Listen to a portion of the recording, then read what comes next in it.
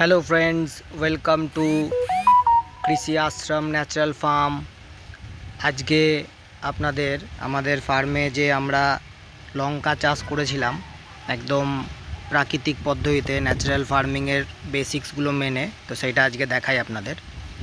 দেখুন, প্রথম এই যে ছোট্ট গাছটা দেখাই এবং কি পরিমাণে লঙ্কা এইটুকু গাছে ধরেছে দেখুন। তো এই গাছগুলো যেগুলো আজকে আপনাদের দেখাচ্ছি এগুলো কিন্তু সবই গত বছরে লাগানো, অর্থাৎ একটা বছর কিন্তু আমাদের ফল দিয়েছে অলরেডি। এই দেখুন কীভাবে লঙ্কা ধরেছে দেখুন। এবং নর্মালি যারা লঙ্কা চাষ করে তারা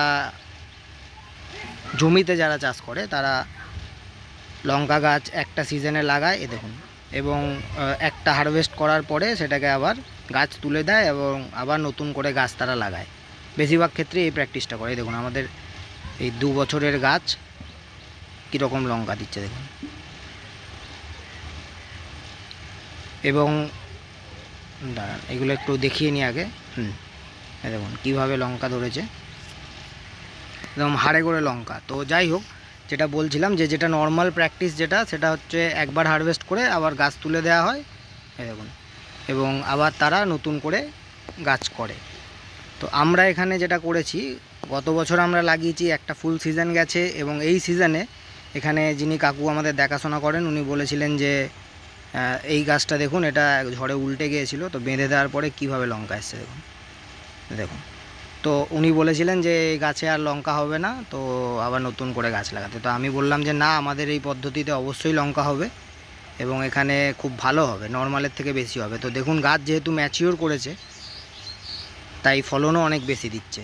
এবং এখানে আমরা লঙ্কাতে যারা চাষের সঙ্গে একটু আধটু যুক্ত আছেন তারা জানবেন যে সবথেকে বেশি পেস্টিসাইড লঙ্কা এবং বেগুনে ব্যবহার হয়, কারণ এতে পোকামাকড়ের আক্রমণটা বেশি হয়, কারণ এদের পাতা সুস্বাদু মিষ্টি হয় এবং খুব তাড়াতাড়ি পোকা অ্যাট্রাক্ট করে। দেখুন কীভাবে লঙ্কা ধরেছে প্রতিটা গাছে।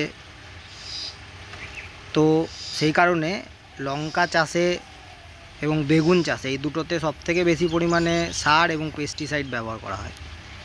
তো দেখুন আমাদের এখানে যে দেখছেন এই পরিমাণে যে লঙ্কা হয়েছে, এটা কিন্তু সম্পূর্ণ প্রাকৃতিক পদ্ধতিতে এবং 100% ন্যাচারাল, যেটাকে বলে সেই ন্যাচারাল ফার্মিংয়ের বেসিক্স আমরা মেনেছি এবং কোনো রকমের কিছু আমরা স্প্রে বা সার এখানে প্রয়োগ করিনি। আমরা নিজেরা যেটুকু বানাই সেটুকু 2-1 বার দেওয়া হয়েছে, তাও নিয়মিত নয়।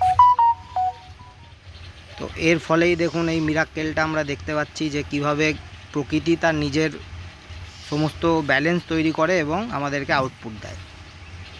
তো এইভাবেই যদি আমরা প্রত্যেকে এই ন্যাচারাল ফার্মিংকে আবার ফিরিয়ে আনতে পারি, তো আমরা একটা বিষমুক্ত খাদ্য ব্যবস্থার দিকে এগোতে পারি এবং রোগমুক্ত সমাজ এখান থেকেই গড়া সম্ভব।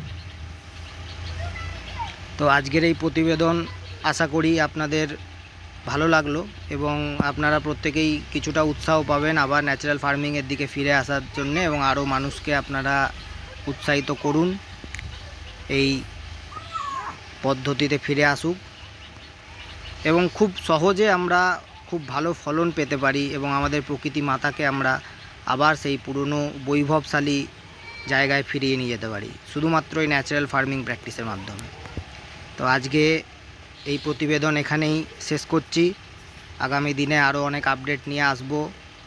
আপনারা সকলে ভালো থাকুন এবং আজকে এইখানেই শেষ করলাম। সঙ্গে থাকার জন্য